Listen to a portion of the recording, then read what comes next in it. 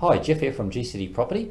Today I'm just with our local lending specialist, Bradley. We're just discussing interest rates in terms of property investors. It's probably a question I get asked on a daily basis, concerns about what's happening with interest rates, where they see them heading, and how they can affect the next property purchase, Bradley. I'd like to know what your thoughts are. You're dealing with the banks and the finance structure on a daily basis, so no better way than speaking to you directly and finding out what you're seeing in the current market. I'm seeing some movement in some of the rates currently. Some of the rates are stable and some of them are actually still dropping. So there's a wide-ranging kind of effect on what the rates are doing at the moment.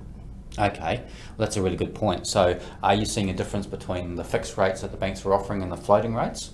I am. So I'm finding the variable rates are actually, some of these lenders are dropping their variable rates. Wow. And at the moment, the variable rates are actually lower than the fixed rates, which last year and the year before, it wasn't necessarily that was the case. But what I'm also finding is the 2, 3, 4 and 5 year fixed rates are already increasing or have been increased. So I'm finding there's more movement or increasing in the fixed rates. In the fixed rates, you mentioned that movement. So over the last 3 months, what's the difference you've seen? How much is the increase? I'll probably say 50 basis points, so 0.5%. Okay. With some of these lenders. Some of them a little bit more, some of them a little bit less. But if we're looking at an average, we're looking at probably 0.5%. Okay.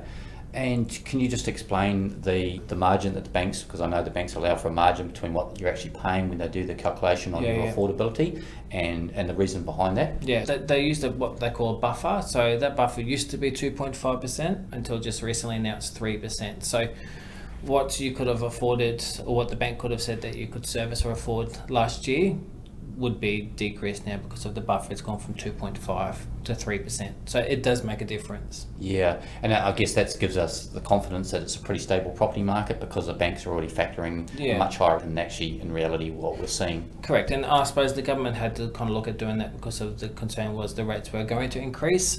So they want to make sure that buffer rate was still in line with those increases.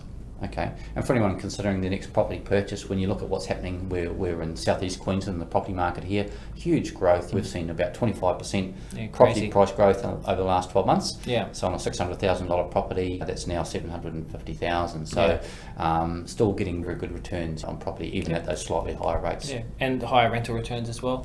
You know, rents are increasing. I live in Ormo on the Gold Coast, and the rents are going crazy. You've got property growth, rental growth, a lot of growth in everywhere. So.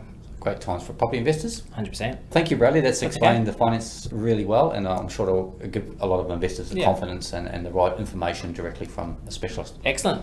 Thanks.